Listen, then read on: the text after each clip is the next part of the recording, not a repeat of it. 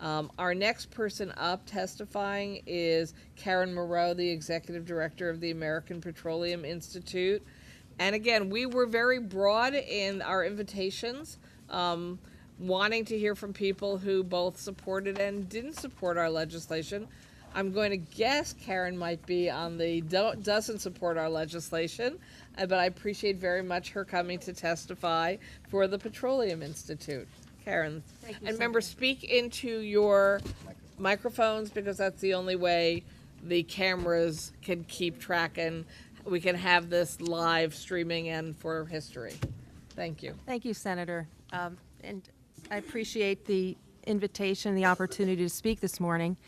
As the Senator said, I'm Karen Moreau. I'm the Executive Director of American Petroleum's New York office, not the whole thing. And the New York office is a division of American Petroleum Institute, API. Is the light on? If the light is, the lights. Oh, Speak- okay. Oh. So you just try to speak up Oh. as well. Oh, I'm Sorry. sure. I realize that. Okay. The American Petroleum Institute is the only national trade association for all aspects of America's oil and gas industry. We support 9.8 million U.S. jobs, 8% of the U.S. economy. We have more than 600 corporate members, and they're producers, refiners, suppliers, pipeline operators, and marine transporters, as well as service and supply companies that support all segments of this industry. Locally, our members include BP America, Marathon Petroleum Corporation, ConocoPhillips, ExxonMobil, and Shell Oil Company. Oil and natural gas stocks produce better returns in good and bad economic times. Thank you for this opportunity to submit comments on the Fossil Fuel Divestment Act. Relative to divesting the New York State Common Retirement Fund from fossil fuel holdings. In April, the American Petroleum Institute released a study conducted by Sonicon, which analyzed the pension systems of 17 states, showing that returns on state pension funds from investments in oil and natural gas companies continued to provide strong earnings for public pension retirees, including America's teachers, firefighters, and police officers. On average, $1 invested in oil and natural gas stocks in 2005 was worth $2.30 in 2013. By contrast, $1 invested in all other assets over the same period was worth $1.68. Overall, oil and natural gas stocks made up, on average, 4% of holdings in the top public pension funds. However, they accounted for, on average, 8% of the returns in these funds from 2005 till 2013. The report overwhelmingly concluded that through good economic times and challenging ones, oil and natural gas investments far outperformed other public pension holdings. Therefore, divestment from all holdings in the 200 largest publicly traded fossil fuel companies would lead to monetary losses for the New York State Retirement Fund. Divestment would not only mean monetary losses for the State Retirement Fund, but a loss of power by our State Comptroller, Tom DiNapoli, to decide what would be the most profitable outcome for his investors. Quote, "I've got 1 million New Yorkers who depend on this pension fund," DiNapoli said in January to the news outlet Politico New York. "We continue to make money on oil and gas. It's just the reality," unquote. To that point, U.S. pension funds, public and private, clearly believe oil and gas stocks are very good investments. They own nearly 30% of all U.S. oil and gas stocks.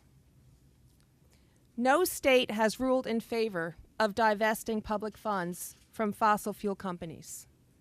In July, Vermont State Treasurer and her advisory group said no to divestiture because it would financially hurt its retirement system and also result in lost opportunity.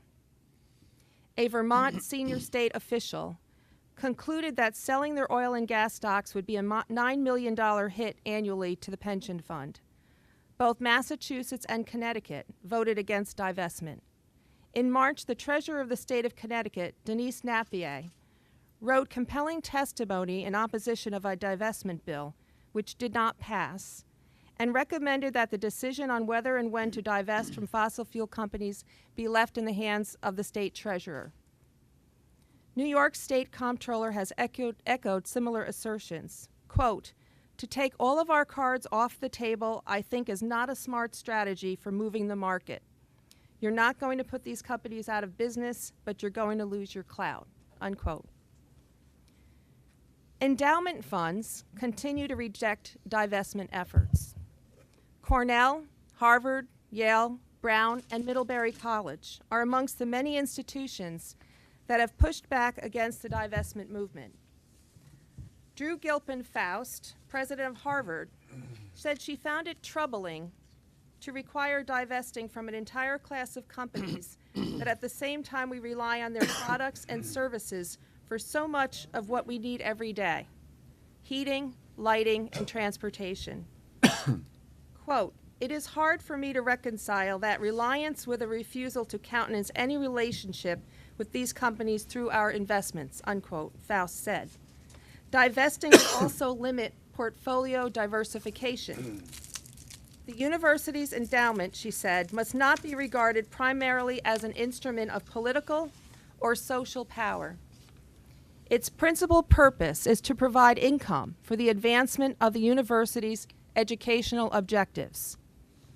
That was Donald O'Patry, chairman of the university's Board of Trustees Investment Committee. In September, the American Petroleum Institute released a study conducted by Sonicon, which analyzed the financial performance of American college and university endowments and the assets they hold over the most recent year, the most recent 5-year period, and the most recent 10-year period. The analysis of returns by asset class revealed one consistent theme. In all 3 time periods, shares of oil and natural gas companies outperformed both the overall returns of these endowments and the returns of every other asset class. Also, over the last decade, oil and natural gas company shares held by endowments achieved average annual returns that were 71.8% greater than the average annual returns of the S&P 500 and 88.7% greater than the average annual returns of endowments as well, overall. No doubt you will hear from others today who claim their studies show that oil and gas stocks are underperformers. However, the studies which they rely upon cherry-pick the data, relying on 2015's poor returns, which is a statistical outlier.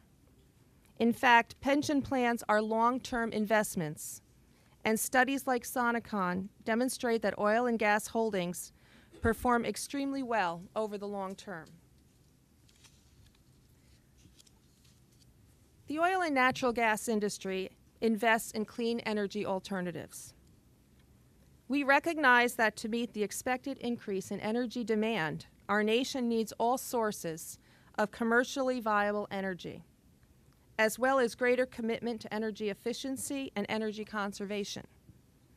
From 2000 to 2014, the U.S. oil and natural gas industry invested nearly 1/3 of total dollars spent on greenhouse gas mitigating technologies. This industry spent $90 billion, whereas all other U.S. industries, automotive electric utilities, agriculture and food processors, invested about $102.8 billion. And the federal government invested about $110.3 billion. This industry was responsible for approximately 17%, or $14.8 billion, of all investments in non-hydrocarbon resources, including investments in wind, solar, geothermal, and biomass technologies. This industry has poured money into developing alternative energy solutions to meet demands for cleaner, more efficient energy, and reduced 2014 emissions by the equivalent of 55.5 million metric tons of CO2 compared to the previous year, equal to taking 11.8 million cars off the road. The oil and natural gas industry leads the way in reducing carbon emissions. A rarely mentioned statistic is that carbon emissions from the overall power sector have fallen to near 20-year lows, according to the Energy Information Administration. Our industry has reduced carbon emissions more than any nation in the world, and we did not need the Obama administration's new Clean Power Plan to do it. Emissions have plunged while natural gas production has soared, thanks to voluntary efforts and technological investments from the oil and gas industry. As a result, we have seen a gradual switch of power plants to cleaner burning natural gas and reduced natural gas bills for New Yorkers.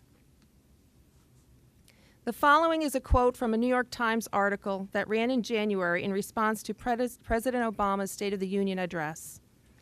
Quote, "Private oil and gas companies, however, were a driving force behind the most important changes in the U.S. energy landscape in the past 7 years. Lower fossil fuel emissions and a reduction in dependence on imported oil. A glut of domestic oil has helped lower prices and imports. The new supply of domestic natural gas has helped lower greenhouse gas emissions. Electric utilities have traditionally relied on coal as the cheapest fuel source, but turned to natural gas as it became cheaper," unquote. In conclusion, this industry believes that New York State can take measures to reduce greenhouse gases and promote alternatives while maintaining its productive investment portfolio benefiting retirees, which includes investments in fossil fuel companies. Divesting the New York State Retirement Fund from all holdings in fossil fuel companies is not a prudent approach, and symbolic only. It would not be consistent with the State Retirement Fund's mission of maximizing its profits for hardworking municipal and state employees. And this industry does oppose, in all due respect, Senator and Assemblyman, the Fossil Fuel Divestment Act. And thank you for the opportunity to be here and present our views. Thank you very much. I want to give my colleagues an opportunity to ask questions first, if anyone would like to. No, we're just doing it from the Senate panel at this point, sorry. Roxanne? Yes.